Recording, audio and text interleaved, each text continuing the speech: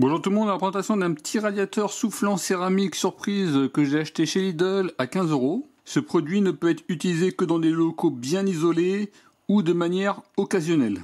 Il y a 2 niveaux de chauffage et une ventilation combinée. Température de 6 jusqu'à 32 degrés Celsius, une minuterie de 24 heures, la puissance 600 watts et c'est garanti 3 ans. Donc faut pas le positionner à l'horizontale, faut pas le mettre à l'envers, faut vraiment le mettre uniquement dans cette position-là. On y trouve la notice d'utilisation. En puissance forte, on serait à 600 watts. En puissance faible, 523 watts. La plage de température de 6 à 32 degrés.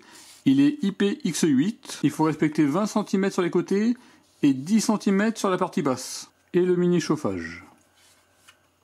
On est à peu près sur 16 cm, 12 cm de largeur et il pèse 350 grammes. Ici, on voit le ventilateur. Là, on a la prise. Le bouton marche arrêt, l'élément de chauffe, et là le panneau de contrôle. Au milieu de la prise, on est à peu près sur 24 cm, et sur la partie basse, on aurait tout juste les 10 cm. Donc là, je pourrais l'utiliser dans ces conditions. Et là, sur une prise basse, j'ai bien les 10 cm en dessous. Il faut que le milieu de la prise soit à peu près à 24-25 cm.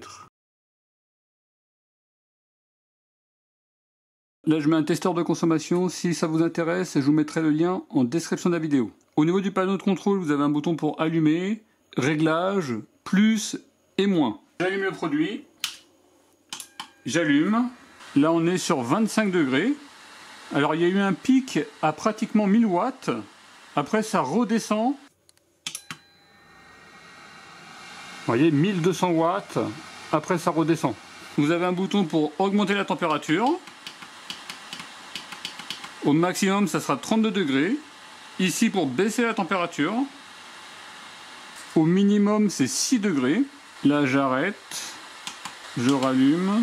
Il a bien conservé la température sélectionnée. Par contre, si on éteint ici, on perd la température sélectionnée. Là, vous avez un bouton de réglage. HH, c'est le mode fort. LL, c'est le mode faible.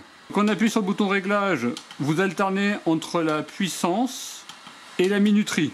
0, c'est un fonctionnement en continu, et là, c'est une minuterie. Vous pouvez aller jusqu'à 24 heures. Là, j'ai mis 1 heure, c'est-à-dire qu'il va fonctionner pendant 1 heure.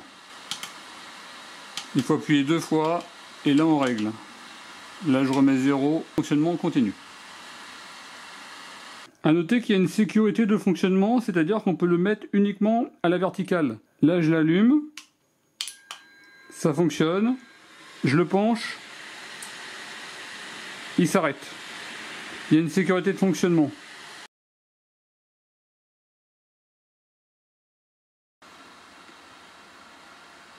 À peu près 51 décibels et 536 watts. Là, je mets le mode fort.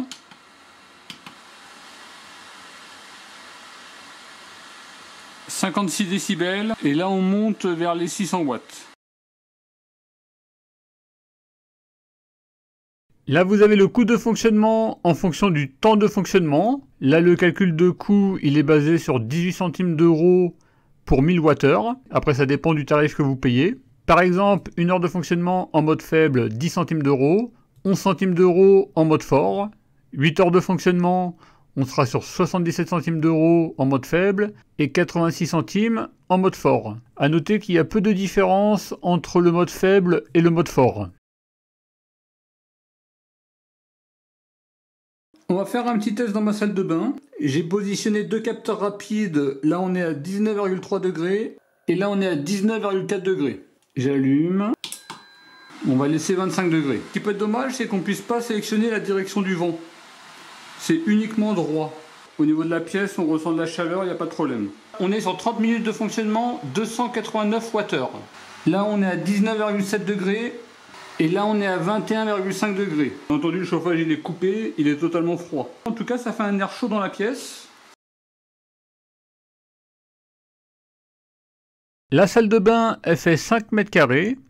Le premier chauffage ici, il est passé de 19,4 à 21,5 degrés, c'est-à-dire plus 2,1 degrés en 30 minutes. Celui-ci qui était plus bas en hauteur, il est passé de 19,3 à 19,7 degrés, plus 0,4 degrés.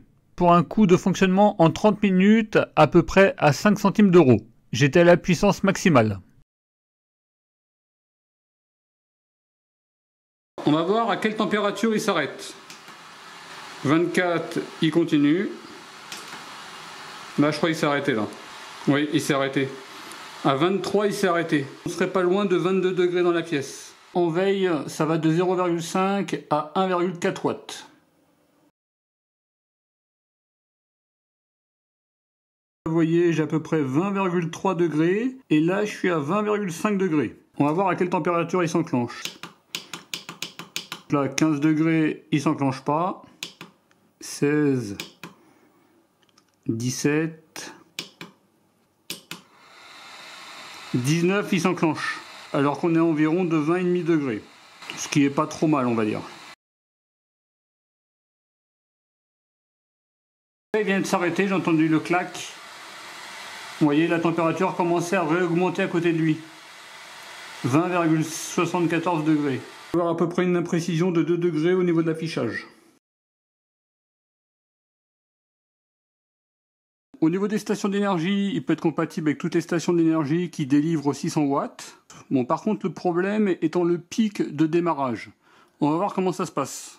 Donc ça, c'est une station que je vous ai déjà présentée. Vous avez tous les liens en description de la vidéo. Avec des petites stations, l'usage peut être que limité dans le temps. C'est parti.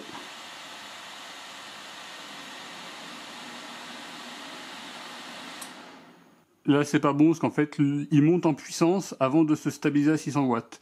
Et là, par exemple, cette station, ça passe pas. Je vais l'enclencher et je vais le passer très rapidement en puissance faible. Voilà. Non, pareil. Ça fait un pic. Au niveau des stations d'énergie, faites attention, c'est le pic du démarrage.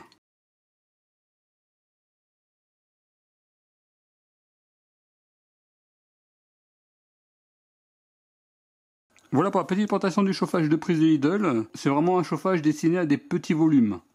Au niveau des avantages, on a une bonne puissance par rapport à la taille. 2 niveaux de puissance. On peut définir la température avec un arrêt et un démarrage automatique. Un minuteur avec une précision relativement correcte. Il est garanti 3 ans. Au niveau des points négatifs, ils auraient pu mettre un ventilateur un peu plus silencieux. Après, en puissance faible, ça va. Là, vous voyez celui-ci par exemple.